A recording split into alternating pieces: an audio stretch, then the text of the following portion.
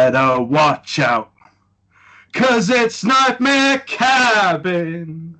I wasn't going to go high. I wasn't going to take that risk, because I could have fallen flat on my face there. Not that that was a successful rendition anyway. Let's just sneak that one in. That's fucking song has been stuck in my head. Do you ever wake up in the middle of the night? You know, you do the old, and then you sort of turn around and find another comfy bit and go back off. But I had that during that bit.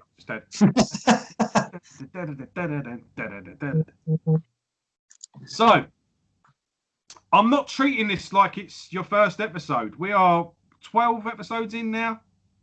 9 Maiden albums, a couple of singers' solo albums. I'm assuming you're with us and you've started.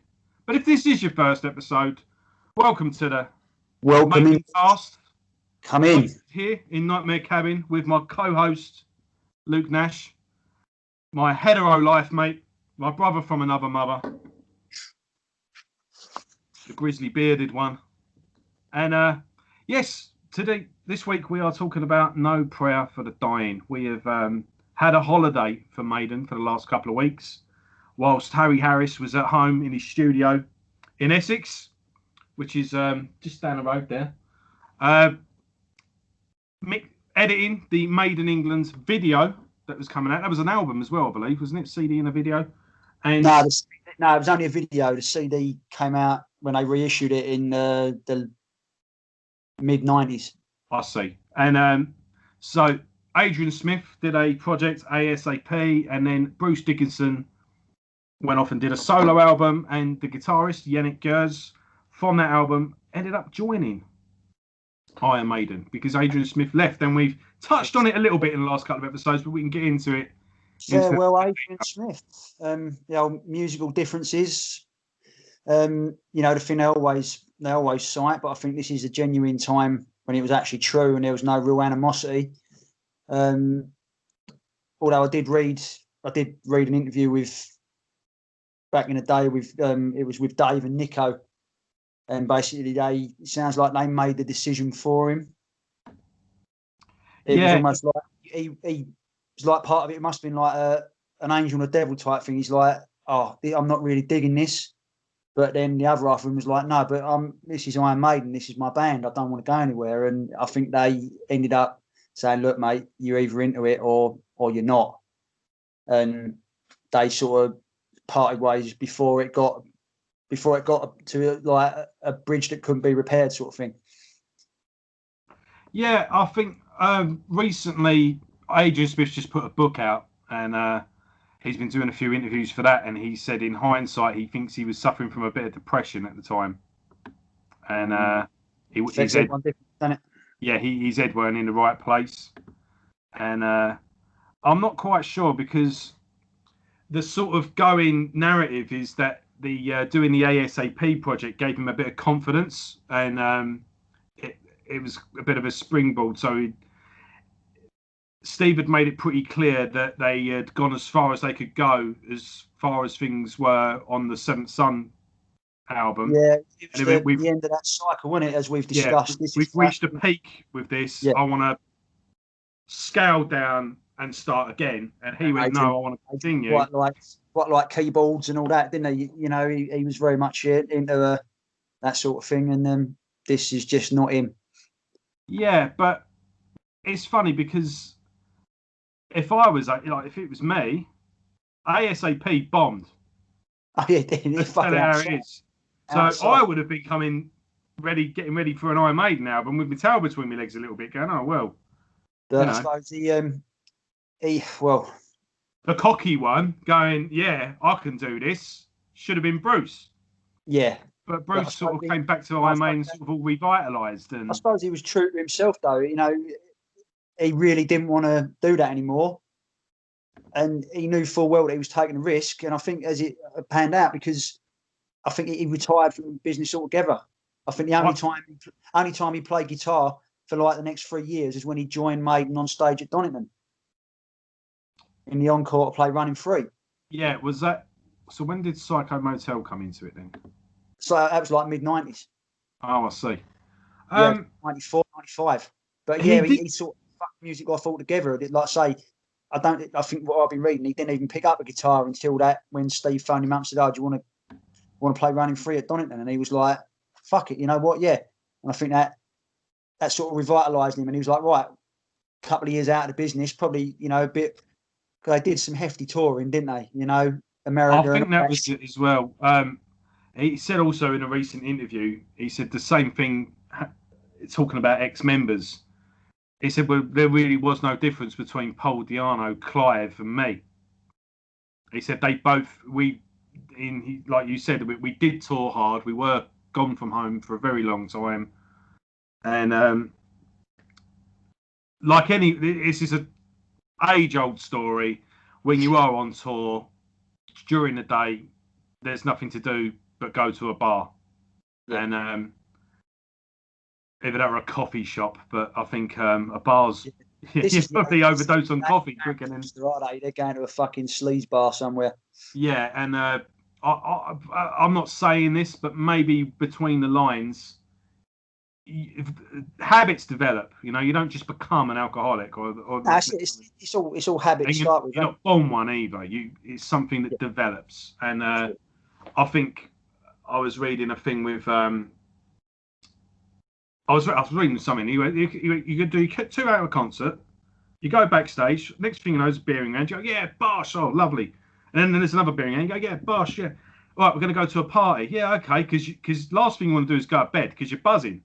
So you go to a party. That party lasts till 2, 3, 4 in the morning. You wake up at noon, maybe 1 or 2. Do your sound check. You got a couple of hours in between. Get it, right? Bang, stage. 2 hour concert. Backstage, beer, bosh, party, yeah, great. All of a sudden, the tour just ends. The concerts have stopped, and you go, "What do I do now then?" And then you go, it's party time, and you go, like they go, "Here's £1 million. See you in a year." and then you go, "I'll bring my mates. I ain't seen my mates in 2 years. I wonder what they're doing." None of them want to come out anymore. You've lost contact with them. And then you go, well, what do I do? And then you start hanging about with people who do want to party. Yeah, it's it. Yeah, and that next thing you know, So he may have been having a few personal troubles and just thought, I can't face going around the world again because I know what that's going to lead to. And funnily enough, that's what happened with who we won't. I know you don't. Let's not get into you know who, but Zakk Wylde. Yeah. With Ozzy, there was a. It was like this mutual party, and he went, "No, it's all right. You've got Black Label Society, and I just fancy a new guitarist. I just fancy something new. So you've been up with me long enough. I'll send you on your way. You're busy as well." But no, it weren't. It was he was struggling, and it was actually Zack's wife apparently that said to Sharon, "Look, if he goes on tour again, he's going to go straight back to square one." Because it's a habit, and so maybe it was that. The fact that he's not touched guitar for years. Yeah. He's probably got a bit of money. Yeah, 2 or 3 years it was. Yes, and he's not struggling. He's not thinking. He's gone, no, I need to cut all that out just to get your head in reality again. That's what happened. Fair play to him for realising it. Yeah. Before it got to a point where he does a Bon Scott or whatever, Yeah, Bruce said a similar thing. He went, staying clean on tour. He went, well, having a plane to fly the next day sort of keeps you in check. Yes, Can't do that hungover. Then go and do that. So yeah. Yeah. So I mean, let's discuss the direction the band have taken. Maiden 4.0. I think it's the 4th version we're going to get to. Heavily stripped back. Like you say, Harris likes to. He likes to recycle, well, not recycle, likes to sort of cleanse the old palette, doesn't he? And still keep it Maiden, but just slightly different. And this is definitely that. Obviously, shorter songs. I mean, fucking longest song on the album's 5.5 minutes. It's unheard of. Yeah. You know what I mean? It's and plus recording in his back garden. I imagine that had a big fucking influence on things. Must have been well laid back. You go and instead of going to a studio and being there till 3 o'clock in the morning and you're going home and all that, he's in his house. Barnyard. It's in his back garden sort of thing, and that estate he had. And Yeah, I don't know if this was a good idea or not, to be honest. now, for me, this is the start of a 4-album cycle where it sounds fucking shit. You've gone from what I consider to be Martin Birch's best productions on Power Slave, Somewhere in Time, and Seventh Son, in whatever studios they were doing. They've gone to Steve's house, and the production's fucking terrible on this, on Fear of the Dark. And I know Martin Birch bowed out by then, but on X Factor and Virtual 11 as well, production ain't all that. And Yeah, it's all built in. You know, even Dickinson said, you know, oh yeah, this is going to be fun. We're recording in a barn, you know. And then the next thing he's like, it was fucking shit. We should never have done it. But you know, it is what it is. But I mean, sounds aside, I think this album is an underrated gem, and it's a bit of a red-headed stepchild in the Maiden catalogue, because they haven't. The last song they played from it was "Bring Your Daughter." That was in 2003 on the "Give Me Head Till I'm Dead" tour. Before that, the last time they played a song off it was fucking Donington, '92, and they played Tail Gunner. Yeah, they have pretty much dropped it, haven't they? And I know Bruce isn't a fan of this album. It's fucking, you know, this is, I mean, if they pulled out Holy Smoke at the next tour, I'd be going mental. I love it. I went and actually looked on Setlist FM, a typical set list for the No Prayer tour, and they played 7 songs off this album. 7 songs. Yeah. I mean, fucking hell, it was actually a pretty good set list. But well, you know, it's a pretty good set list actually. No, there's no like sort of fucking about on it, is there? It's just straight. But for whatever reason, you know, it's not seen as highly rated in the band, and you know, we don't get it no more. None of it. I mean, they tend to play Blaze Bayley songs and anything off this, which tells you all you need to know, really. Yeah, what was I going to say? I think every band. It's in Blaze Bayley, by the way, as we'll get there. I fucking love the geezer. But I just mean, you know, Bruce would sooner sing someone else's songs than the songs he actually wrote himself. Yeah. I think that's what that's how I got you meant it anyway. Yeah. But I think every band as well gets to that point. I think when you get a bit of experience under your belt, you sit in there with the producer, and you just sort of going. Eventually, it just pops into their head. I can do that. And then they go, and then with the money they've gone, I can buy one of these. Yeah, look at Pantera. I mean, Terry Date. They, you know, all right, Terry Date didn't want to do the last album because he couldn't handle the drinking. But straight away, Vinny was like, no, fuck it, I'll do it. Bosh. Boom. And like, he's there because they spent all that time, like you say, sitting next to the producer, learning the old fucking knobs and the dials and all that. And, you know, and this is what happened, because obviously Steve Harris co-produces the Blaze Bayley albums, doesn't he? And yeah, it doesn't. It never really pans out. Whenever a band does that album never becomes their best album. And another band that they're nothing to do with this, but it's Oasis, and it's just because they did live the rock and roll cliche, and they're the first to take the piss out of themselves with it, and especially with the way between the two brothers, because they never agree on anything. So the way the interview is always edited, it's always really funny. So, you know, Noel's like, they're all going, you're in there all day anyway, why don't you produce it? And then it cuts to Liam, and he goes, I don't see the point of having a producer at the end of the day. All he does is sit there drinking coffee, telling you how shit you are. So then it's like, yeah, we'll get Noel to produce the next album. And then just cut to Noel, and he went, fucking never again. That's it. And it's true. It's sometimes, you know, it's like if you want to do your own tax return, or if you're going to sell your house, you go, nah, fuck going for an estate agent, I'll do all the stuff myself. And you go, nah, I realise what I'm paying for now. Yeah, that's it. Yeah. And it's just not how do I put it? I think there's a lot to be said, and there's a lot of it pays off to sort of know what you're good at and sort of know your place in certain things. When people try to spin too many plates, it never. And I think, to be fair to Steve Harris, he probably realised as well, because that's when they went for Kevin Shirley, and it shows that there are these certain producers who don't co-produce, they produce. Andy Sneap, Colin in the metal genre anyway. Andy Sneap, Colin Richardson. Kevin Shirley, obviously branching out to hard rock. They don't. It's never them and someone else. Ross Robinson's another one. You know, it was them. What happened to him? Well, yeah, you know, he died with new metal, didn't he? But yeah, seriously, what happened to him? He was a good producer. He was good enough for everyone to use for one album. Who know this shit, and they ain't sharing it with no one. They're like, no, I'll make a career out of this. You make a career out of making the music, and I'll make a career out of making you sound good. Yeah. And you know, that's why they're sought after, and that's why no one's fallen over themselves to get Steve Harris to produce their next album. No. And with that being said, I don't know anyone that says that this is their favourite album. So we can get into the underrated thing.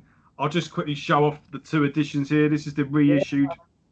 Even Eddie stripped back, isn't he? Stripped back the sound, stripped back. And that's the one I got originally with the classic reissue.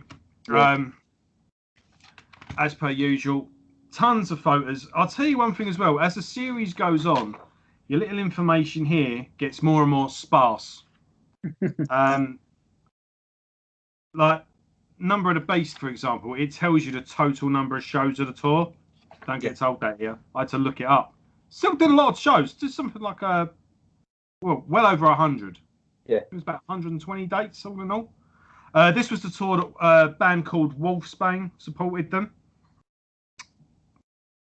Take note, folks. That's it, yeah. We'll come back to them later. That's going to come back later, yeah. I've got to say, though, some of my favourite Eddies are from this era. Can you see that? The old hook-handed one. You got the tail gunner. Yeah. Eddie on the bike there. Oh, yeah, that's a really good one. If you can see. I've got a picture disc a bit back there, actually. I would go up and get it, but... Holy smoke. Yeah, I've got that as a picture disc. I really like the live shots on this, and although they stripped back the sound, they also stripped back the show. Apparently, the show they had a walk on Eddie, and that was it. It was a backdrop with the artwork. Like 5 geezers on stage, wasn't it? Yeah, it. That's probably one of my favourites as well. I might try and track that down as a picture disc or poster or something. That is just heavy metal in an image right there. Yes. You know do you know what the perfect heavy metal is? Go to your local fairground and look at the side of the ghost train. That looks like that would be on the side of a ghost train, doesn't it? Yeah. Yeah. So, and then these reissues, they sound alright, and you get the original artwork, but you don't get a lot in the booklet. It's got to be said. No, it's the thing with digipacks, though, isn't it? They don't. I got them all one by one. Yeah, it's just you get a member of each band. Yeah, the things I think, to be fair, with the reissues, they are just basically recreating the album originally. The package, they're because obviously the ones we talked about before, they come out of all the extra tracks, didn't they? All the fucking B-sides and all that shit. You put it in your PC, and you get a little video. Yeah. But yeah, so should we go on and talk about Mr. Janick Gurr's first album? Yes, let's do it. Who has no writing credits, by the way? No, he doesn't. Because the album was pretty much written when he came in, which shows you how long they tried to keep it together with Adrian. Yeah, in fact, I've got me. Adrian only wrote one song or co-wrote one song for the album, and the rest of it he just weren't feeling. So they waited till right at the last minute before they pulled the trigger on it. But it was while they were on tour with Bruce as well. When Bruce was on his solo tour. Yeah. Because I read a review from Kerrang on that tour, and they said, and new guitarist Janick's on stage, and as I mentioned in the last episode, they Steve, Nico, and Dave joined them, and they finished the last show with the Trooper. So okay. I think with any further ado, we'll get into the music. Yeah, I mean, Tail Gunner, Harris Dickinson composition. Yes, always a good sign. They work well together, and let's face it, this is Ace's Eye's twisted cousin, isn't it? It's darker, or Whereas Ace's Eye is a fucking this is still don't get me wrong, it's still a good song, and it's proper fist in the air lyrics, World War II, but there's something dark about it, and it is right. It sets the tone perfectly for the album. I think it's darker. It's got a right. It's a darker voice. It's dark. That's all I don't. I can't sell it more than that, really. There is a dark tone to the album. I will give you that. Undercurrent runs right the way through it, I think. Yeah, and I think in the imagery as well, it's dull and grey. Even the band photos, it's very dark. Bruce has got a beard on the back. I mean, he'd never had a beard. They'd all been clean shaven, notoriously, and all of a sudden you've got Dickinson with a fucking full on beard. Like, hang about, what's going on here? Yeah. So I'm just not sure with this. I'll going forward. I'll give you a headline sort of.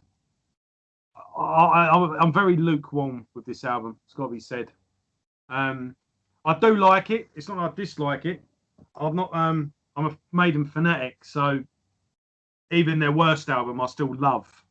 But just reassessing the albums one by one, week by week, as we've been doing, I can't help but notice there is a drop in this album, which I'll get into song by song. So, again, this isn't a bad song by any stretch of the imagination. It's a very good album track. I suppose it could be a single, but this isn't an album opener. Again, you've just compared it to Ace's Eye. It's Ace's High's lesser hard brother. It wasn't it? It was a comparison because obviously with the war lyrics and the war theme. It's, again, we'll just go Moonchild, Somewhere Back in Time, where it's just the new Iron Maiden album, and then we're boom out the gate, Maiden are back, and fucking hell, this is a bit different. What we got here, there was always, and this is just a bit, it sounds like Maiden, and I think Maiden reached that point where, again, every band reaches this point. It's inevitable, where there's the climb. So with every album, they're getting better and better, and they're developing and moving forward and evolving and adding layers to their sound, and then every band's, if you don't split up, you will get to this point. It's inevitable where you get to that point where you are just that band. So I would say, as an example, Alpha by Seven Dust. That was the first album where it was just like, this just sounds like Seven Dust. Seven Dust doing Seven Dust. I think Flick of the Switch by AC/DC. Let's think of another quickly off the back top of my head. Megadeth definitely at that point. At some point, I could try and remember when. There's that running thread where every album sounds like the band. There's a different little interpretation of the band, and then they just release that album where you're not going to do anything new now, are you? You're just going to be you. And that's not to say now, if they stayed this way, I think I would have, they didn't stay stagnant. This wasn't just a new Iron Maiden album. Now isn't just another new Iron Maiden album. They found that spark again, and maybe going forward, that's what they needed to do. They just needed to do a basic album, 10 straightforward heavy metal songs, and then, like you said earlier, to cleanse the palate. And maybe that was the case here, because again, I was to refer to Judas Priest with the obviously not the bollocks, Something of Souls. Last album's Firepower. The one before Redeemer of Souls. Redeemer of Souls. The album before that was a double concept album, Nostradamus. Yeah. And on that Redeemer of Souls, Rob Halford just went, on this album, the fans just needed priests to be priests. We did an experiment on the last album, mixed results. But this time round, the fans stuck with it and they tried it out. Can't ask them more than that. But what they needed here was just 12 Judas Priest songs, and that's what we gave them. And good results ensured from that. So maybe, I don't know what was exactly going on at the time, but this just isn't this doesn't explode the way the other album openers have. Although, with that being said, is it an underrated song? No, but it is underplayed. It's a song that you don't hear very often. So when you do hear it, you do appreciate it. And yeah, it hasn't been heard for 30 years. Yeah, I mean, would I like Tail Gunner being played live rather than 2 Minutes to Midnight being played for the millionth time? Yeah, fuck it, why not? You know, but yeah, I think it's a deep cut and a good deep cut, but just in the whole Maiden repertoire, if you will. But yes, we just definitely summing it up against albums, I'm just thinking, look at what the album openers are. This is the new. But you know, to me, this is at the time. What's this? You know, you're talking. This is the 8th album. This is the 4th best album opener for me. All right, it suffers because Ace's Eye, Caught Somewhere in Time, and Moonchild. But it's a far better album opener than Invaders, fucking Murders in Ides of March, and Prowler, and Where Eagles Dare. I've forgotten that because that doesn't quite have the impact. It's too long for an album opener.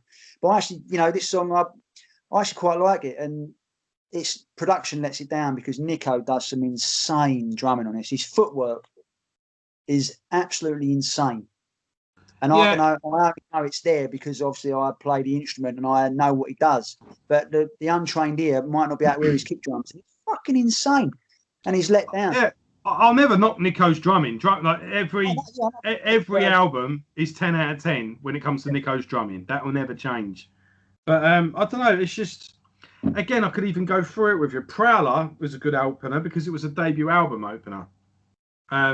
Again, that song has a lot of just a lot of energy and a lot of hunger and a lot of piss and vinegar. Ides of Wrath sets the tone. You know, it's just it's more of an intro. The real opener is Wrathchild. Invaders, Invaders ain't that great a song, but it is a good opener. And just again, it just explodes. You know, and it's quite an energetic, quick song. To me, it's a tone setter. Where Eagles Dare, obviously you have the intro with Nico, so they're introducing a new member. And then obviously Ace's High, Somewhere Back in Time, and Moonchild. 3 songs running, you get something different. You get, fucking hell, this is the new Maiden album. Yeah. And again, we've had 2 side projects. We've had a bit of a gap. This should be the new, revitalised, refreshed bands that have... been like a coiled spring for the last year, and to me, it's just that's all. But I do like it. It's not I don't like the song, but to me, it would have been an album track that I would have put on later on the album. But then again, there's not many. It's not a lot I would open. What track opens the album? Hey, what other track opens the album better? There isn't one. That's the problem, and that's what the problem is going forward. I think when it gets to where it's going, it's good, but it just takes a while to get going, is all. And once I feel like we've warmed up, it's over. That's where we're going with this. But it's a bit of an annoying thing because it's not that I don't like it. That's like I say, lukewarm is what sums this up. But again, I'll justify it as song by song. Right. Moving on. Oh, also, this is the song that they always mistake. Bruce Dickinson said fucker. No, he doesn't. He says focker because it's a name of a plane. If you Google it, Maiden songs with swearing in, this always comes up. Yeah. Bruce dropped the F-bomb. No, you never. Learn your history. But that's another little rant over that was one. I never thought of it like that. I know he says shit, and that was the first song he ever swore in. So it's still a song that he swears. But no, he doesn't. They don't swear in this. It's Holy Smoke. Which I was talking about Holy Smoke. No, Tail Gunner. Now, sorry. But yeah. So that always wound me up. Now that fucker. Yeah. Well, I suppose. Yes, it's a make with Dutch aircraft, isn't it? So, but rant over anyway. Holy Smoke. I think me and you are going to have a fight on this one, the way you're going. Because this is a fucking glorious song. Absolutely glorious song. Another Harris Dickinson composition again, another winner. But, fucking hell, this deserves to be played in every set list for me. Such a great song. Lyrically, I mean, it's talking about real shit now. This is them actually having a pop at, obviously, organised religion and evangelism, especially. Yeah, a lot of bands did this around this time, and I think there was this like with cable TV, this big thing came along with channel and all that bullshit, didn't you? Yeah, like things to like donation channels and things like that, and these people were they actually making absolute fortunes, but were living worse than the rock stars that they were. Another good one is Genesis, Jesus, He Knows Me. Yeah. That's got a really good video, that one as well, because they're part of it as well, doing the old dance with the money raining down, and you know. Yeah, I think they actually name dropped Jimmy the Reptile. I think it was the guy's nickname. I don't know his real surname, but I think it was one of them that actually it all kicked off. But yeah, this song is fucking amazing, and some of Maiden's best lyrics. Just the way they just tear apart evangelism. Yeah. You know, they choose what they want to hear, don't tell a lie. They just leave out the truth as they're watching you die. They're saving their souls by taking your money, flies around shit, bees around honey. And that just sums up that entire movement. And they've nailed it. Fucking hell. I mean, I can't speak highly enough of this song. And it's gloriously fucking upbeat music. And one of Maiden's catchiest singles, without a doubt. And actually their highest charted single went to number 2. Really? As far as that? Yeah. This is their hit album. I mean, I think the album debuted at number 3. This single debuted at number 2, and obviously we'll get to the later one later on. And let's not forget that. Excuse me. Yeah. The video for this is fucking epic. Absolutely epic. Their best video. I mean, Maiden never did great videos, but this was them taking the piss out of themselves in a fucking great way. I mean, Martin Birch in Arseless Chaps. Bruce singing wearing a pink t-shirt in a field full of flowers. Fucking Dave Murray standing in a ditch playing guitar. Janick fucking playing a fucking toy guitar in a swimming pool. It's brilliant, and I could listen to this song all day. Yeah, again, it's not. I don't. Again, what I will say is, as much as Talgana isn't that great an album opener for me, the fact that this album does open with sort of like a 1-2 punch, it kind of warms things up a bit more.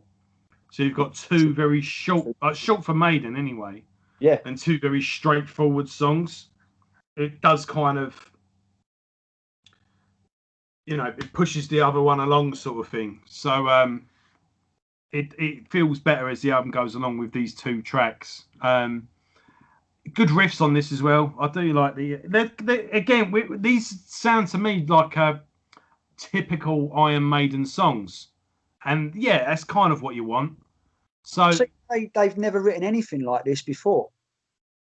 This particular song.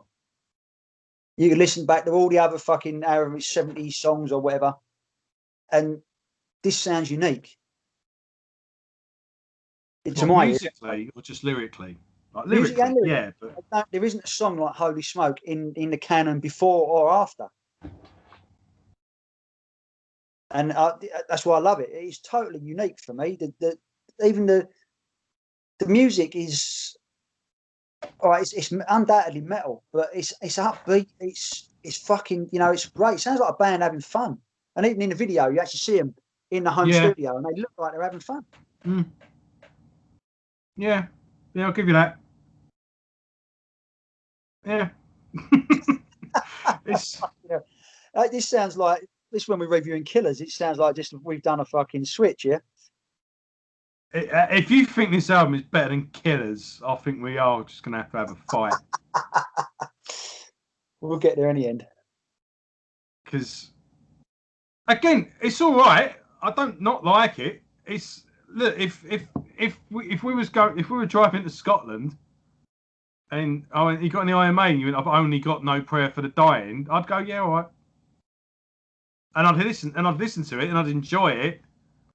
I just wish you had others. That's all.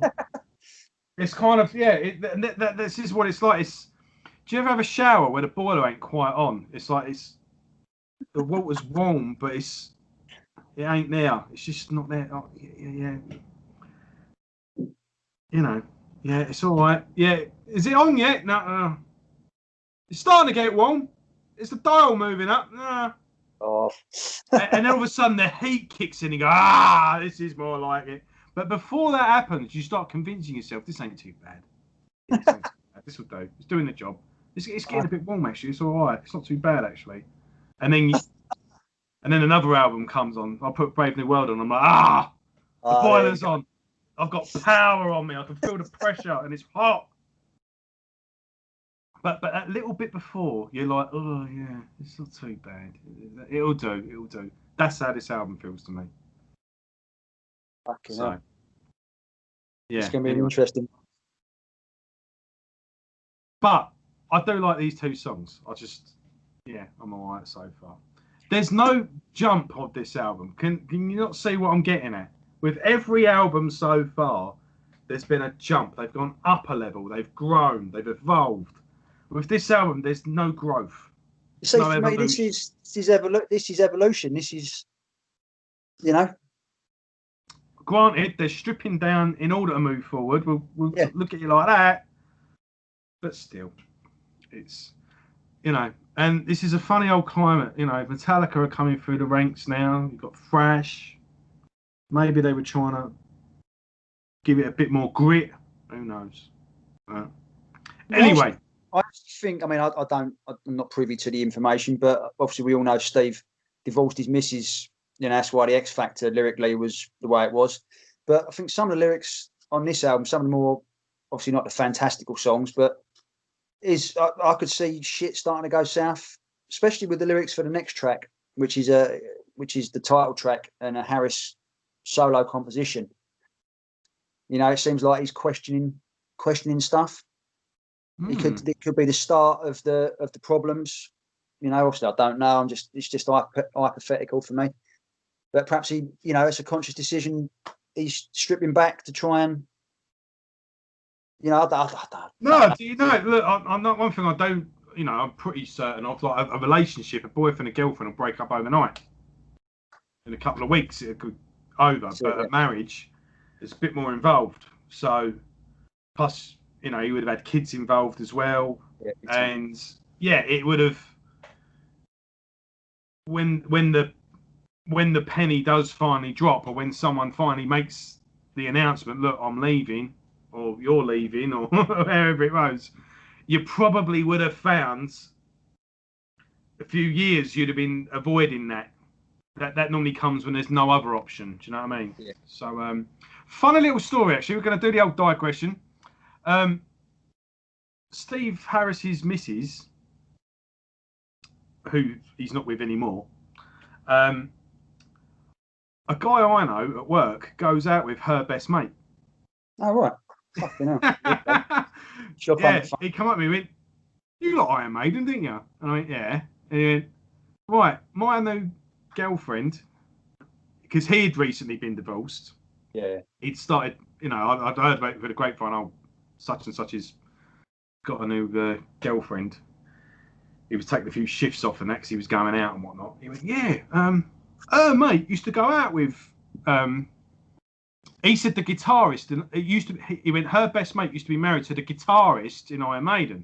Yeah. He's not that, I don't think he knows the difference between the guitar and a bass. He's in dance music and stuff like that. And I went, all right, which one? He went, I don't know his name. But he's the one that formed the band. It's his band. I went, oh, it'd be the bass player. That'd be Steve Harris. And I'll probably get done for libel here, so I won't. Yeah, better not. It's publicly. So, it's not that bad. It's nothing bad, but I'm not going to say it. I'm not going to. If it's not accurate, I'm not going to. It'll be me that has egg on my face. So I'll tell you afterwards. But it's funny. It's nothing bad. I've blown it up to be much more than it is now. Yeah. Anyway, moving on. Right, top track. Right, Yeah. No Prayer for the Dying. No Prayer Do for you the want me Dying. to start this one? Yeah, go on. Right. Now we're talking. We've got a nice little 1-2 punch. 2 little good songs. They're all right. All good. But this one, now, what you said earlier, this is the underrated gem. Yes, we've arrived. This is the underrated gem. I do really like this. Yes, it's amazing song. This, what I was talking about, unique for Maiden. This, nothing. They haven't written anything like this before or after.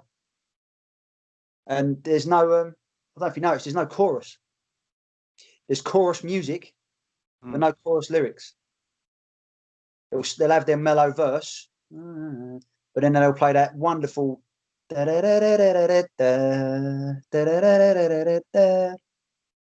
that, they repeat that where a chorus should be, but they don't sing over it. Yeah, that's true. So that is, it's weird. I've never heard just a musical chorus before. They did in Dreams that didn't have a chorus, but they didn't have any repeating music other than the verses, whereas this actually has that repeating, that beautiful, beautiful riff. Not only that, everyone goes, oh, they stripped the keyboards. No, there's keyboards. No, fucking keyboards on this all the way through, mate. And for the first time ever, actually, Michael Kenny actually plays them rather than Steve Harris or Adrian Smith playing them.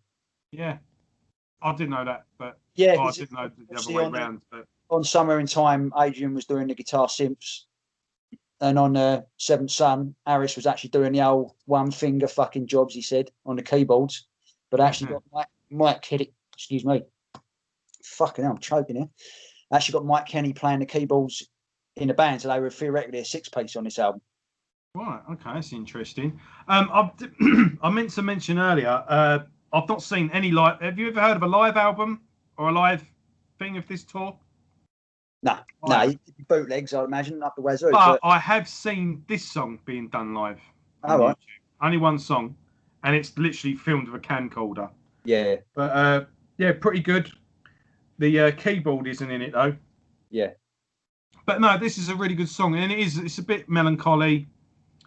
Like you say, there's a dark tone to this album, and like a video that I'm just going to be uploading. I think I don't know if this is going up first or afterwards, but I did a video about winter albums. Like there's a sorry, with the weather changing and whatnot, and those of us that do listen to music in the depth that people like us do, you are going to be susceptible to moods. So you're going to listen to different albums for different times. And I just mentioned a few albums that I would listen to just in autumn and winter, and basically pass it over to the audience. Like, what albums is that with you? Yeah. But I think this is, I mentioned that a little bit as well with ASAP, didn't I? Yeah. And yeah, this is quite a nighttime. It's always fucking nighttime around this time of year, isn't it? That's it. This is it's a weird one because you got obviously like I say, the music on this is fucking crazy, and you got the first half of the song, and it's like they put 2 separate songs together, but not in a bad way, because the section after the solo, it's like Mr. Hyde to the first half Dr. Jekyll. Do you know what I mean? They're completely different. You've got all this beautiful music and all this, and then all of a sudden it goes into this fucking solo section, which it comes out and you're like, fucking hell, where did that come from? Like, just insane.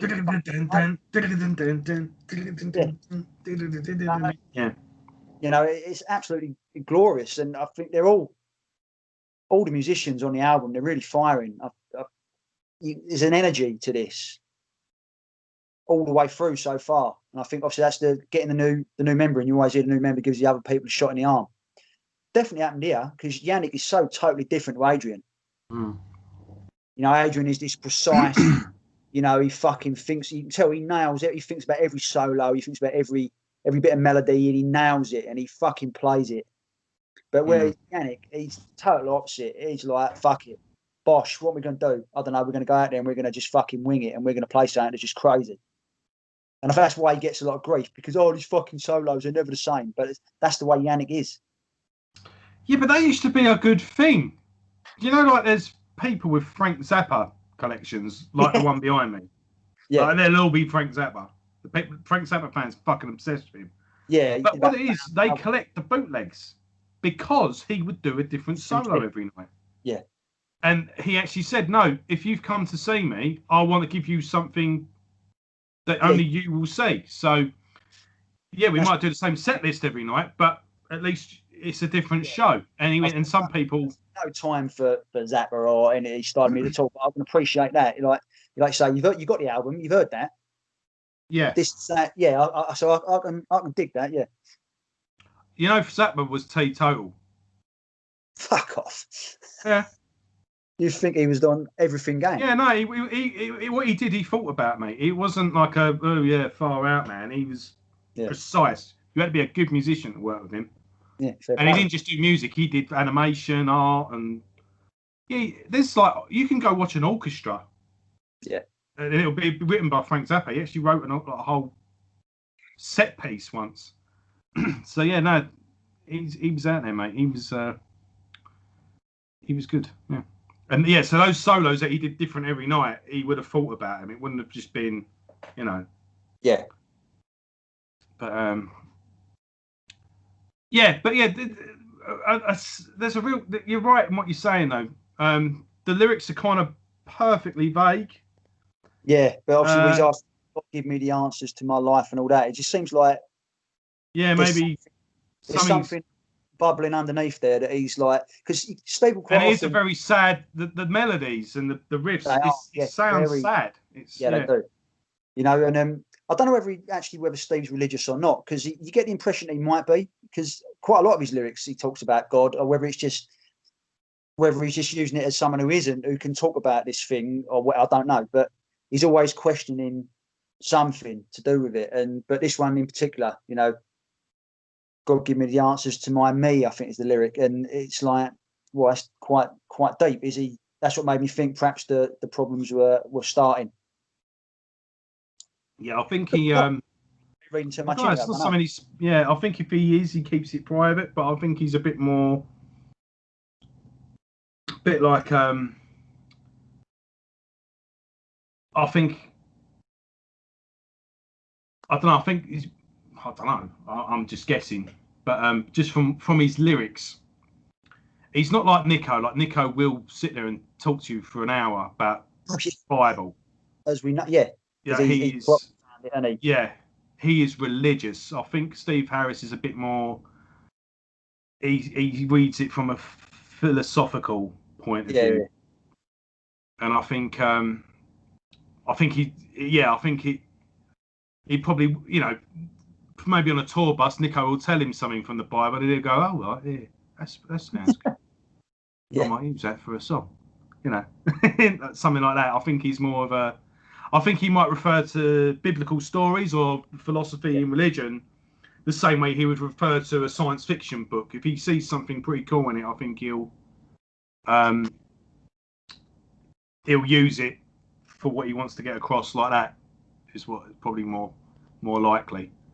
I think he's more of a he's very patriotic as well, isn't he, Harris? That's so it's probably from a sort of William Blake, Jerusalem sort of point of view as well. I don't think he's lives and dies by it. He just sort of a bit more of a traditional sort of thing. But yeah, should we move on to Public? The worst title song ever, probably. Especially what's going on at the moment, for what the song's about. It's a first. It's a Dave Murray. Hey, Davey! But he wrote it with Bruce, that's fucking strange. Murray Dickinson. It's funny. I didn't realise that pattern until we did this. I didn't realise Dave contributes one song to the album. Yeah, I think there's only one album where he hasn't. I think that was Power Slave. But he'll always get a song in. Yeah, and it's always a really good song. It is. I've noticed. And yeah, just reading, doing. I did a bit more research for this one than I have been doing the last couple of episodes, and I was actually really glad to see that this was a Murray song. And it's a banger, isn't it? This is another song that's been keeping me awake at night. This is a song that's been stuck in my head when I've been singing this in the shower. So they dig in, don't they, these tracks? Yeah. See what I mean now? I'm warming up. Yeah, I'd say, yeah. And this next song is fantastic. So we've got two okay songs. I just don't think they were very good openers, but they're all right songs, good album tracks. But here we go, 1-2 punch. Right, we're in now. Then we've got a nice, deep, introspective, kind of dark, kind of melancholic song, which is a very underrated song as well. And then, bang, we've got this one. And I'll pass it on to you, and then I think I've set things up. It's a banger, isn't it? I mean, obviously, Dave, as we discussed, Dave always writes a banger, and but this is lyrically different because normally, obviously, we're always, Maiden. They've never really been talking about it here and now. They might do it every so often with 2 minutes to midnight. They'll have their say, and then they'll go and talk about dragons. But this is where they start to change. I mean, the 90s, their lyrics really changed, and this, obviously, old Dave reflecting on the state of the world in 1990. I mean, looks like fucking paradise compared to now. Yeah. Berlin Wall would come down, fucking, what I mean? It was a time of great hope, but compared to now, sort of thing. But yeah, I mean, it's just a fucking great song. It's a Maiden song for good lyrics. Talking about about the scapegoats and all the rest of it. People always do shit, but there'll always be someone else to take the fall, which is true now as it ever was. There's always those Teflon people. Yeah. Normally politicians. I just loved as well the is it the chorus of the fall to your knees today? Well, and then its ways. Well, made its ways, but it says din, din, din, din. So it's a good rolling song. It's rocking, and then it fall your knees. But then that riff that comes in halfway through, just that bam, bam, bam, bam. Yeah, I fucking love that. Brilliant. That tone in the guitar as well. And it's not even that up. Like that should be a lot heavier. That should be more up front in the. I think this is Maiden's heaviest album, but poor production lets it down.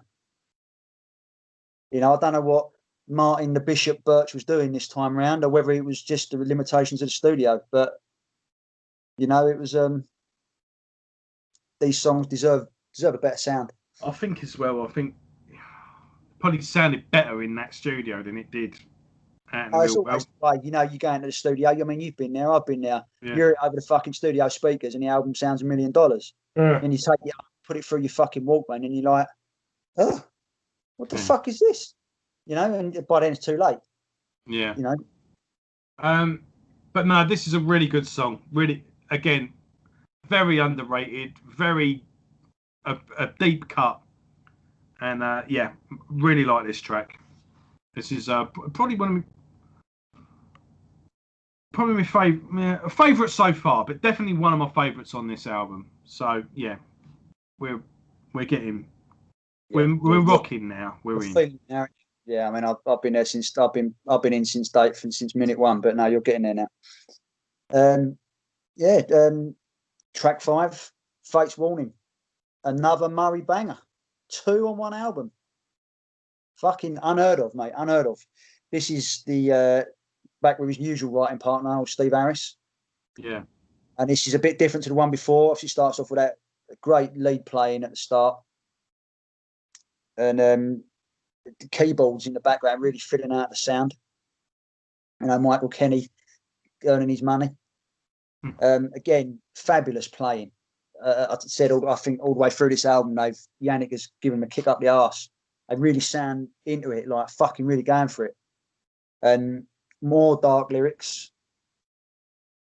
Are we the lucky ones saved for another day, or are they the lucky ones who have been taken away? That's fucking dark, man. That's dark shit. Yeah, there's a thing I shared recently, a thing for an album, but it was like a really cool poster with a quote. Didn't mean anything. I just thought it looked cool, so shared it. But it said something about the whole album. They're talking about the album they're releasing is it's about survivor's guilt, and it's like he said the whole album's pretty nostalgic. It's going back to areas where we hung about when we were young, going back to places, Yeah. looking to revisit like part of our lives. But he went, but everything's gone. The place has changed, and the people don't live there anymore. That's it. There's nothing there to hang on to anymore. There's not even an echo of what was there. I've got that. I mean, where my school ain't there no more, and that's where I met my best mate at the time, old fucking Andrew Hadley, who he was the only other kid into metal I knew. The school ain't there no more, and then Hollywood nightclub in Romford. Like if you go to Romford now, I met my wife there. Mm. They ain't there no more. You know, you places that you hold all these memories, they're fucking gone, mate. Yeah, that's where I related to, and the album cover as well has got two girls sitting there like it's literally a photo of these two girls, and they've got like, baggy jeans on. One of them's got the bracelets, where it's all multicoloured with the bracelets, and it looked like it was taken in 2000s, and I don't know if those two girls are girls that you know that are dead now or something like that, but it's like the songs are about people that he knew and things like that, and you wouldn't like the album. It sounds a bit like The Cure, but the interview for this album that I read was a lot like I listened to the album. It's pretty cool. I mean, I didn't buy it or anything, but what the guy was saying and putting across on this album though really struck a chord with me. And then there's like this cool photo at the end with like like when you get from a magazine article with like the main. It says the I guess the thing is survivor's guilt. It says I'm stuck between feeling guilty for surviving, but then feel cursed to carry on. So, fuck it. Yeah. But yeah, how did we get onto that anyway? Talking about the dark. That was the line for Fate's Warning. Yeah. This song, yeah. I think this is. I mean, this is a really good song, and I think this is generally. I think people that Maiden fans are. I think the general consensus is Fate's Warning is a very underrated song. Yeah. And it's a deep cut that many don't. What's the word? I'm trying to think. Yeah, it's. I think it's just generally regarded as a good, underrated song. I think. I think is it up there with Still Life? Oh yeah. Well, each Still Life's been done live, but which again, I think they played Fate's Warning live. I'm not sure. Did they do it on that one on this tour and this tour only though? But talking about Still Life, it's Dave Murray. The guy don't write very often, but when he does, yeah. That should be a fucking smoking guy meme. I don't normally write songs, but when I do, that's it. People bitch about them on forums saying how underrated they are. Have you seen the one about they've done it with the guy from Cannibal Corpse? I don't always come, but when I do, I come blood. Memes, man. Where would we be without memes? Yeah. Fucking hell. But yeah, Fates. So we're 3 songs. Bang, bang, bang. This is good. I'm there. That's it. It's the end of side 1. Yes. Side 2. Then we have to start again. I'm going to let you talk about this next song. Oh, I love this song, but I love it. I'll probably dig it from a different point of view because Nico plays his fucking arse off on this song. Him and Steve together, they fucking lock. And it's a bass and drum song. And it's fucking heavy. Heavy. As most of this album is. Now we're back to traditional Maiden, the Assassin, just a day in the life of whatever. Maiden do it so well, they still do it to this day. Is it Sniper? Is it Samurai? Who knows? It could be anyone, couldn't it? Yeah, like you say, it could be anyone. Could be anyone of someone throughout that time, but more insane playing. The solos in this are fucking off the chain, mate, off the chain. I can see, for me, it's another shining example of why this album's underrated. I think the intro is really good. I think there's some great riffs and there's a really good solo. Oh, yeah, it's insane. The But solo. Steve, mate, get someone else to write lyrics. You know, I'm pretty forgiving. Better watch out. Proper English, isn't it? You're fucking Steve Harris. You filmed Iron Maiden. Name an Harris song. You wrote Wrathchild. God fucking damn it. This is what you come up with. Better watch out. I could just see him. I was watching a kung fu film and there was a samurai and he was an assassin. I thought, that sounds like a pretty good title for a song. Oh, mate, don't do it. If Kerry listens to this, you're in trouble. Why? Don't get samurai and kung fu films, son. Oh, right. Sorry. I was watching I was thinking like Shogun Assassin or something like that. Yeah. That's like saying, oh, that's death metal. It's not thrash metal. I'm just worried about you offending like all these fucking billions of fucking Chinese people. But whatever. That's us banned from China. I'll be banned from fucking leaving my street the way things are going at the moment. Yeah, I just, again, really good intro. And yeah, right, fair enough. Old Nico's on form. And yeah, again, the intro is great with the guitar sort of fading out and stuff. It's really good. You know, yeah. I love Nick. Nico's so good. This song it's a beast to play. This song, it really is non-stop on the footwork, and you can't hear the footwork because the production's shit. And you don't really appreciate Nico until fucking Brave New World. Well, saying that, X Factor is the first time you really have a great drum album from Maiden. I think it's not that. But then you don't really get it until Brave New World. It's kind of the opposite way round. You know, like when something's just really shit, that you're just happy that with any, you know, you get there going, oh, it's not bad, it's all right. You know, you've been getting so shit for so long that your standards have just dropped.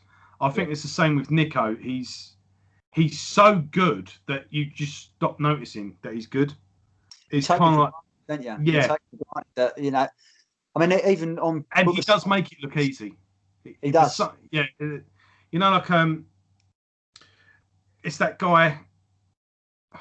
Fucking perfect thing is when one of our managers, for some reason, someone can't cover our shift, and someone who doesn't do our job normally covers it, and they always say the same thing. I didn't realise how busy you get. Yeah. But yeah, it's because we're on top of it. It looks like we're doing fuck all, but no, we're actually. That's it. Yeah, and I think that's what Nico does, and I think he does get a lot of unnecessary. People think because he doesn't use a double pedal, all of a sudden. Mate, he's not doing much. Like, no, I can't do on two. Yeah, you know, it's fucking insane. It's not just because he's not the drummer from Morbid Angel. You know, but you know, like I said, there's even stuff on the Book of Souls. He plays it, and I'm thinking, fuck's sake, what's the fucking song? Fucking hell, it's gone now. But I'll bring it up obviously when we get the Book of Souls. But the playing on it is phenomenal. Yeah. Not a lot of hooks in Fate's Warning though. There's not much of an earworm, is it? You jump back a song. The Assassin. Oh, sorry, you're talking about the Assassin, here. Yeah. How much you like the album?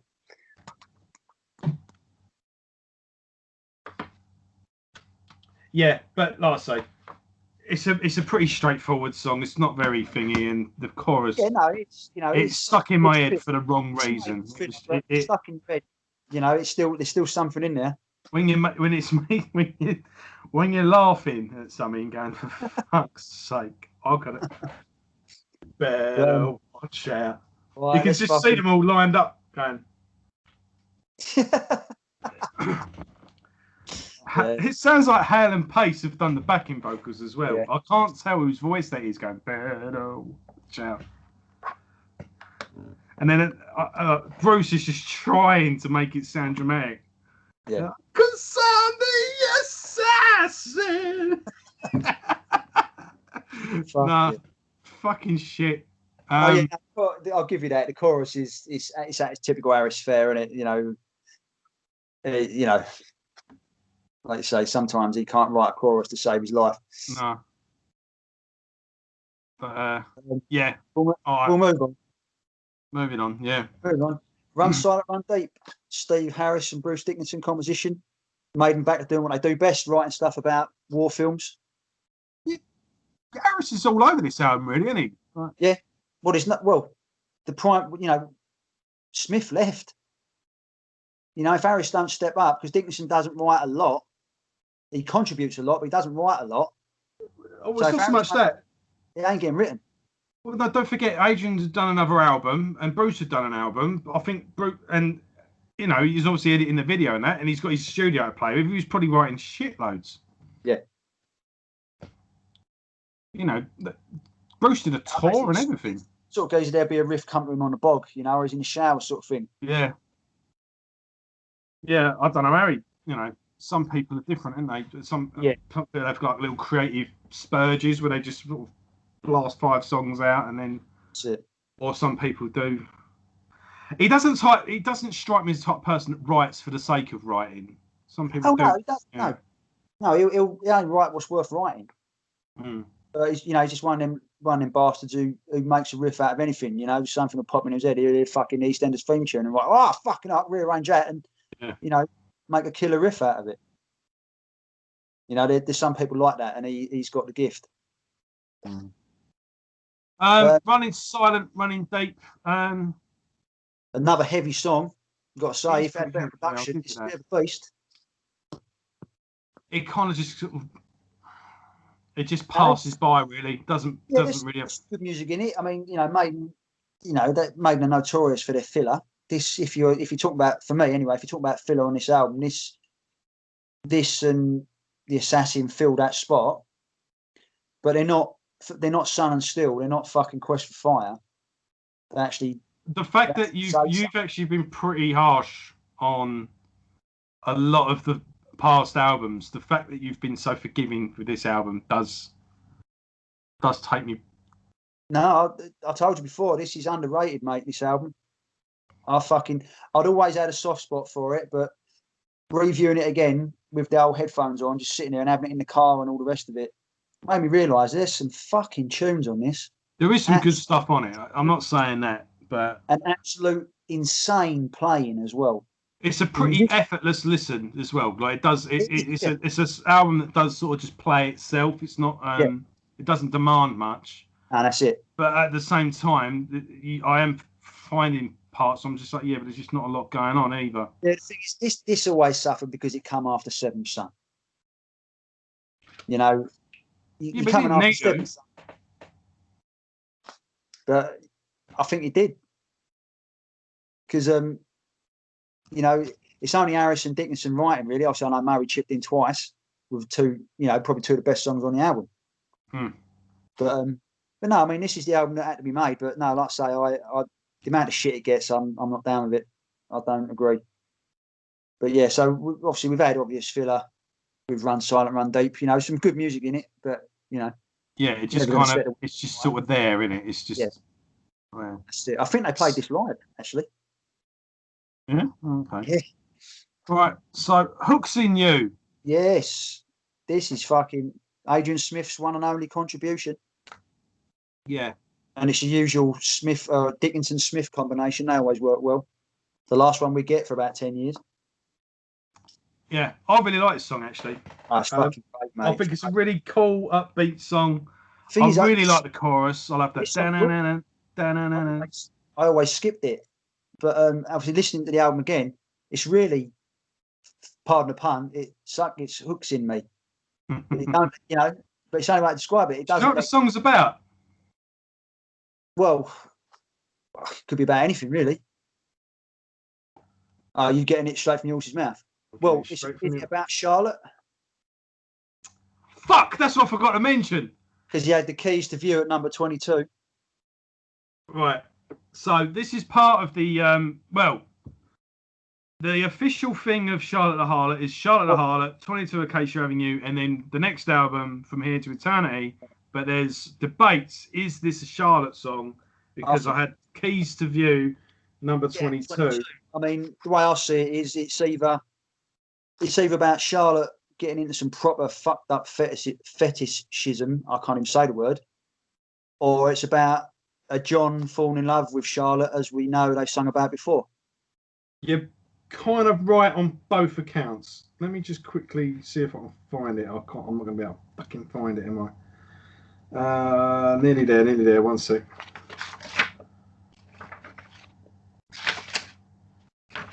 So, While you're looking for it, it's yeah, go on, keep talking. and you can tell immediately that this is an Adrian Smith song because it reeks of him, and I mean that in the nicest possible way, because he's so upbeat, he's so catchy, and Adrian always wrote those sort of songs. It's some of the music in it. It actually sounds like it could have been an ASAP, especially the solo section. You got some of the music that follows that.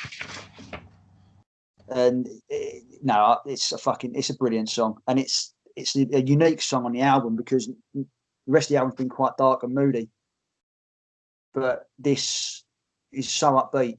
A bit, similar to Holy Smoke, I would say, being upbeat, but this is almost like a different band playing this song.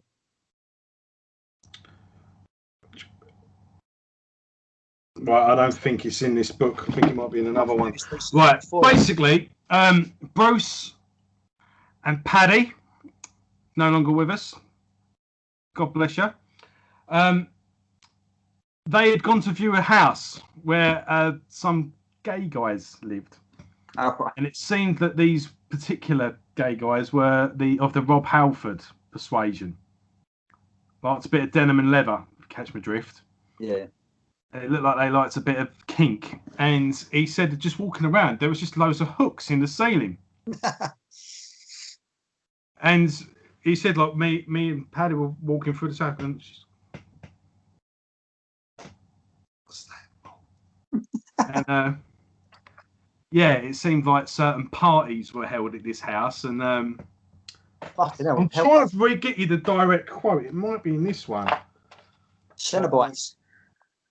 But yeah, you pretty much get the drift now.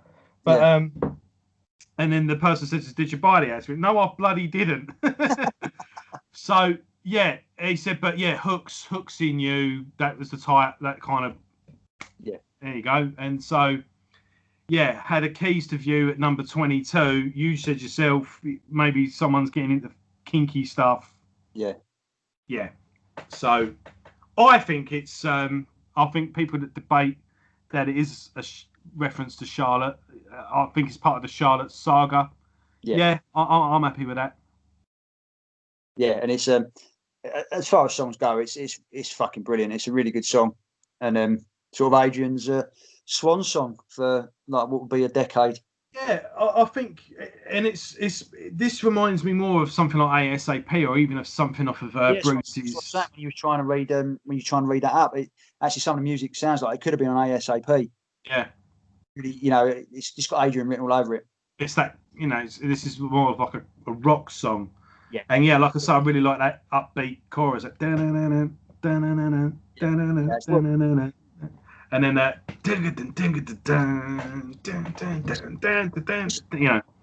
bit of a palate cleanser for the album, really. We talk about palate cleansers a lot today, and but sticking this where it is.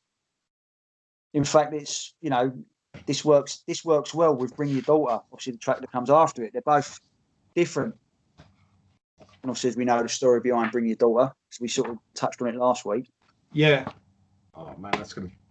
I've got literally by my feet. I've got 4 Iron Maiden books, and they're not the only ones I've got. So I can't remember where I read it, but it might not even have been in one of the books. It might have been on a fucking internet. It.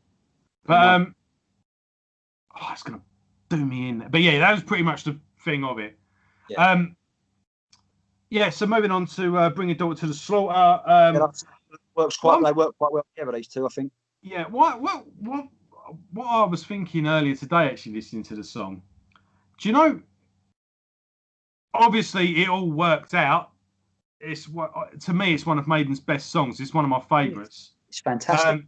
But I think, do you know, in an alternative universe, I would have said to Bruce, do you know who you should sell that song to? Don't give it to Maiden. Give it to Alice Cooper. Yeah. I think Alice Cooper would have done this song brilliantly, and he would have done an awesome video for it. Yeah. Yeah, because Maiden suffer with the videos, don't they? They never. Maybe, you know, Alice is still kicking about. He still records album, and he's not too shy on doing covers. So who knows? Maybe one day Send it to him. Put the idea. You're getting a bit of notoriety with your channel. Fucking see if you can shout him out and get him to do it. Yeah, Alice, cover an Iron Maiden song. This is of that time of Alice Cooper as well, isn't it? Because Alice was like full on metal around this time when he was all leather jackets and he had metal bands. He was never really a metal artist. No, it was weird, wasn't it? Yeah. What he did. He had his own he was niche. Just someone that metalers liked, and then eventually he kind of came round and went, well, if this is my audience, this is what I'm going to play. Yeah. I suppose starting with Raise Your Fist and Yell. No, probably Constrictor. It was Raise Your Fist. I can't remember which one came first. Do you remember when they had the fucking guitarist that looked like John Rambo? Had like a machine gun as a guitar. Fuck yeah. That was Constrictor. I'm sure it was Constrictor and Raise Your Fist and Yell. Because Constrictor had Teenage Frankenstein, didn't it? It's like you was always Raise Your Fist and Yell was an awesome album. And then there was Trash, and that had Poison on it. So, but yeah, I think this was a really good Alice Cooper song. I can picture it singing it as well. Much better than obviously the Dickinson solo version, and they did right. It's much more ballsy, got more swagger to it. And this obviously Maiden's one and only #1 single. And basically, this is a Rod Smallwood masterclass. This one, because they targeted. I don't know if you know this. They targeted the weakest sales period for sales for singles, which is just the week after Christmas, because everyone's had the big rush to get to Christmas #1. So no one releases anything. Yeah, so after it, people are like, let's just chill out. So Rod Smallwood, they fucking saturated the market. They did about 5 different versions, like picture discs and fucking singles and 12-inch singles and all that, because they know Maiden are completists. Maiden fans are completists, so they buy every fucking format. You must have seen. Gave you that idea. Yeah. You must have seen the brain pack with a thing that opens, like a brain opening up. I had it as a picture disc. But everyone bought counted towards a sale. Yeah. So The whole two-part interview and all that. Yeah, they guaranteed that they were just going to fucking Maiden fans were going to buy it, and it went straight to #1. And of course, that pissed the BBC off. They were like, well, we ain't fucking playing this. So they banned it. They wouldn't even play it on the radio. Fucking #1 single, and they wouldn't play it on the radio just because it was heavy metal.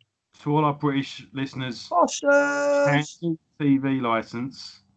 Yeah, at the very least, demand a refund for this year because they've not given you fuck all for your money this year. And what really fucked them up is it stayed at #1 for another week. So, and at this time, Top of the Pops was obviously the major thing. Anyone who doesn't know Top of the Pops, it was like the weekly rundown. You'd have all the dance acts and all that on there playing their song and all that, and they'd have a rundown of the charts. So on the second week, they actually had to play a snippet of the video to say, look, fuck, it's still at #1. What are we going to do? But yeah, it ain't even that offensive. No, of course it ain't. But it was Iron Maiden. It was heavy metal. No one likes heavy metal. Well, they fucking do. But yeah, it fucked them over, and this was the ultimate that for the BBC, and it was brilliant. And that's probably one of the reasons why Smallwood did it, just to fuck people off. But it worked. Do you remember Chris Evans? Is it TGI or TFI Friday? He used to cover. In hindsight, it wasn't a metal show, but I don't think Chris sort of put what was there, you know. And in hindsight, they had a few good metal bands on there, you know. They had Napalm Death on there once. Do you remember The Word? Used to be on a Friday. The Word? Was it? Yeah. They put them in a cage, didn't they? All their fans were in a cage. Yeah. They played Territory, I think, and it was fucking crazy. But that was Channel 4. But the BBC was the White Room. That was another good one. Yeah. The only thing you have with any live music now is Jules Holland. Jules Holland on New Year's Eve and all that. Fucking midnight. Yeah. And but no, I mean, this it's brilliant because it couldn't have been more of a fuck you to the establishment. And it's fucking brilliant, and that's why Maiden. It's such a good song. It's just infectious. It's simple. It's straight edge. It's the ultimate single. Yeah. Let's not fuck about it. It's daughter rhymes with slaughter. There you go. It's guaranteed success. Yeah. Bring your daughter to the slaughter. It's just a great title. One of my mates at work, I say my mate, he was about fucking 30 years older than me. He was one of the electricians and I was his boy. So I had to like cut, when we were running cable through the pipe, I had to cut the pipe for him. Yeah. And put the little swirly thing in and then put the thing on the end so the things could screw in. And he always joked he wanted to bring your daughter to his slaughter played at his daughter's wedding. He was like, I want to walk by. Legend. Yeah, I could tell you all sorts of stories about him. Actually, he used to fucking terrorise me, the old bastard. But he's all right. He was good. He was, old Bob. Yeah, I was a butt of many jokes back then. Yeah, but what a fucking good song. Just that bam, bam, bam, bam, bam, da da. Yeah, and then just have the bass just through, yeah. Yeah. And then just that, honey, it's getting close to midnight. That. Yeah, it's brilliant. The guitars are just fantastic, and even that little, what's that little lick he does as well? Dickinson wrote this by himself. Did you see what I just did there? I just went what and put my fucking ear. Do what, mate? Fucking hell! Yeah, speak up. You right there, Grandad? Fucking hell! But even to, when it goes,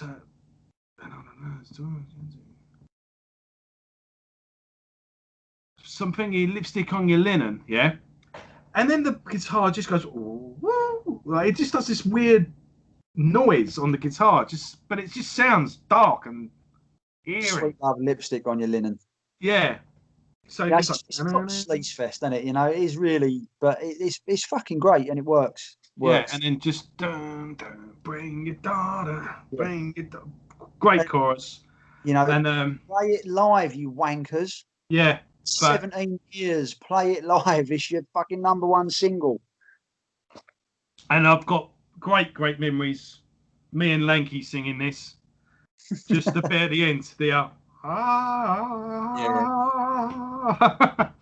We used to sing that together.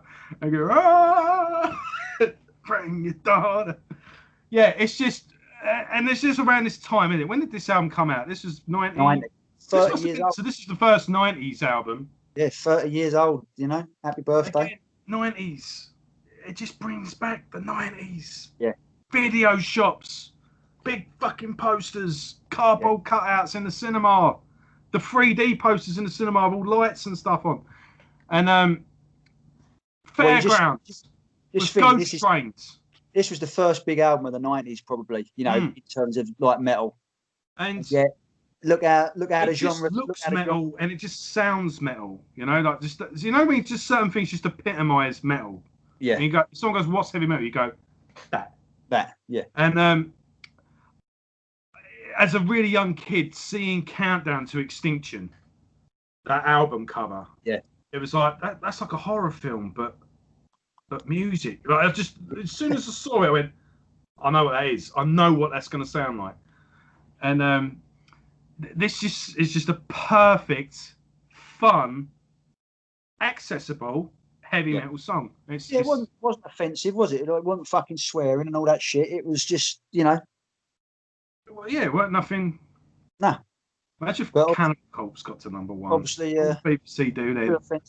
Too offensive for the BBC, but whatever. But then, so yeah. Onwards to the final. It's funny. I started off not liking this album, but there's only been like one song on it I don't like. Yeah, that's it. Off to the album closer, the Maiden epic, but not an epic really. It's 5.5 minutes.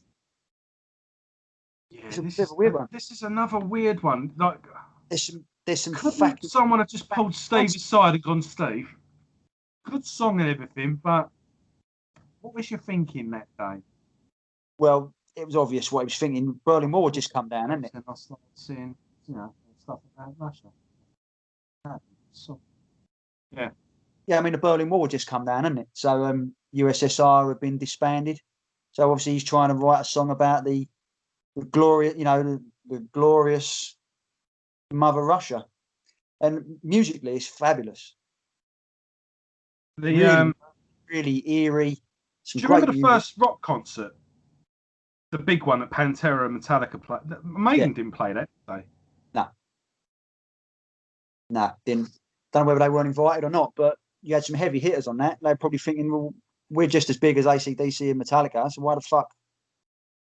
Arguably, you could say bigger. I wonder who is bigger. AC/DC were an institution. Metallica had just released a Black album. Yeah, so they were. Pantera had just come out with Cowboys. They were writing Vulgar Display as they were. Yeah, that's the studio to do this gig. So perhaps made them like, look, whether they were asked or not, I don't know. I know they'd been touring at the time. Yeah. Yeah. They must have gone to Russia at some point, though. Didn't they do a video called Behind the Iron Curtain? Yeah, it was Poland, wasn't it? That never got reissued, though, did it? No, it's on the back of one of the DVDs, isn't it? The DVD, the early years and all that. It's on that, I think. Oh. Part 1 or Part 2, it's on there as a thing. Where they fucking gate crashed the wedding reception and all that shit. Oh, is that video? Oh, right, okay. Because I always remember there was that video that never got reissued, but no, I've got it. So that was in a cardboard case, mate. My dad had that. Yeah, there's little slip out ones. Yeah. Old school. Wasn't Live at the Rainbow like that as well? Yes. I had it in a plastic case, but I do remember it being. I'm sure you had it as a. Yeah. Slate. Have you still got your videos? Nah, they fucking went yonks ago. You should keep them. You should have kept them. They'd have been collector's items. People are releasing videos now. I know a band, Undeaf. I just did a video on them. They just released a live video. Yeah, well, they need to get a grip because sold out. All that it's shit. On eBay, £100. Videos and cassettes. Fuck off. It was shit. It was a perishable format. Stop it. Just stop it. I know. Who was I talking to about that? I just went, right, so what's your favourite film? Like, say, favourite horror film. He was like, oh, Texas Chainsaw Massacre. Okay. But if that came out on video now, would you buy it? He's like, yeah. Why? We've had DVDs and then Blu-ray. You can argue about DVD and Blu-ray. I think Blu-ray's a bit of a rip-off, but... Oh, no, it's not, man. And you've got 4K now as well, and the picture jump is... Nah, bollocks. I'm not doing it. All right, Grandad. I've already sold everything and bought everything again. I'm not fucking doing it again. And Blu-ray weren't that much of an upgrade, and the DVDs look better, the cases look better, you got more extras. It just didn't think what was the point. Blow DVDs out of water in every aspect, but that's an argument for another time. Yeah. But yeah, no, it's there's no need to go back to video. Yeah, that's it. No, this is Mother Russia. I mean, it's like I say, atmospheric. It makes you. It screams Russia. You listen to the music and you said, "What does this remind you of?" 9 out of 10 would say Russia. Yeah, nighttime and cold. What's that? It's night. It reminds me of nighttime and being cold. Yeah, that's Russia. Yeah, but no, music spot on. And lyrically, obviously he's just doing his little ode to this once glorious, empire or whatever. It's funny because everyone says like, oh yeah, and then it ends with like the epic. It's like, and then Iron Man always ends with an epic, and then there's this epic. But it's not an epic at all. It's 5 minutes long. The thing is, isn't it? It's the longest song on the album by about a good minute. But it's another one where it kind of builds up like it's going to go somewhere. Yeah, if they'd had another 3, and then it just kind of if it was 8 minutes long, it would work. But I like the song. But I don't mind it. Could do more with it. Could do a lot more with it. Yeah, I like the old do. It's a bit like Tame a Land. Once that riff kicks in, it's a bit of an odd timed one, and it's and then when the keyboards kick in, it's really good. I mean, I really like the keyboards on this track. It's really atmospheric. They had a lot to it, yeah. And then it just kind of goes, and we're done. Yeah. And then it's much like it's almost like Harris made a conscious decision. He had a 10-minute song written, and he's like, you know what? Nah, bollocks. I think he second guessed himself. Maybe he was probably, yeah, losing a bit of confidence. I don't know. But, you know, it is what it is. But that's how we close out. What's the album number 8? And speaking of 8s, that's my score for the album. It's their most underrated album. I think I summed it up earlier on when I said this is like a red-headed stepchild of Maiden's catalogue, because it gets a pasting, and unjustified in my opinion. I much prefer it to Peace of Mind and Killers. I think there's better songs on it, better songs, better playing, and you can shake your head all you fucking like, son, but that's where I'm going. And if this fuck off. But if this is apparently the start of Maiden's shit period. Better than fucking Peace of Mind. Yeah. Like, come on. No, without a doubt. Trooper is better than anything on this album. Alone. The Revelations is better than anything on this album. The Trooper is a better song than anything on this album. But as an overall consistent album, you know my thing with Peace of Mind, it ends with 3 of the biggest bits of filler there's ever been. People listen. There will be college fucking courses dedicated to Quest for Fire and about how not to write a song. You could do a year's course based on how shit that song is. There's nothing like this on this album, and I'll fight anyone to the death over this album, because I fell in love with it all over again. And I don't think this is their most underrated album. The most underrated album is X Factor. Yeah, but you could even say Virtual 11, because everyone focuses on one song. They're looked at unfairly because of Blaze. People never review them properly. I mean, we'll give them the thing they deserve when we get round to them. But no, 8 out of 10 for me. This is a far better album than many people give it. Even you give it credit for. Over to you, boy. Look, say whatever you want about my kids or whatever your wife, mate. Don't fucking slag off Killers. It's a pile of shit. What? It's Maiden's worst album. The worst album. This is the end of Maidencast. We won't be seeing you for episode 30. Oh, no, Maidencast's going to carry on. Fucking well. You're just not going to be. For God's sake. It's not that I don't like the album. It's just not. There's good songs on it. I like. It's just, I don't know. I can see why you think it's underrated. I think it was you I was saying it to. There's an album in everyone's catalogue that you just listen to when you fancy something different because you're sick of everything else, and it's the album you listen to least. You go, I fancy something different. Oh, let's give that one a go for a change. Don't listen to that very often. And then, that's what I was talking about. I was talking about Dark Angel. On the Dark Angel thing, I said the last album, which again, a lot of people slagged that album off. But it became the album that I knew the least, so I wanted to listen to it now and then just for something different. And over time, I ended up liking it the most. And I guess this could be one of those albums, because there's nothing complete stinker on it, but you just know they're capable of better. That's all. But with that being said, I do really like No Prayer for the Dying. I do really like Public Enemy #1. Don't mind Fate's Warning. Bring Your Daughter to the Slaughter is one of my favourite songs. So this is the thing. Even their worst album still has one of the best songs on it. Yeah. So, yeah. It's, you know. I'll give it a 7. There you go. All right. That's a good score. Give it a 7. Right? Kind of, but give it a 7. Yeah, but this is the thing. But Iron Maiden's worst album is still a 7. That's what I'm getting at. Oh yeah, Maiden's work. People would. And it's only bad. I'm only not liking it because it's compared to Maiden. Yeah. But what's come up before, and what's gonna come later. You know. Yeah, you know, I could talk all day really, but that's it. Well, I might see you on the next episode, boys and girls. Depends how this conversation goes after we stop recording.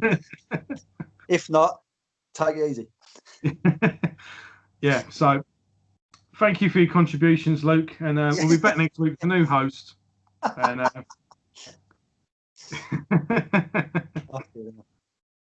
right, thanks for watching, everyone. And it's Fear of the Dark next week, isn't it? We ain't got no. Or is it Diano time? I've lost track of when they come out.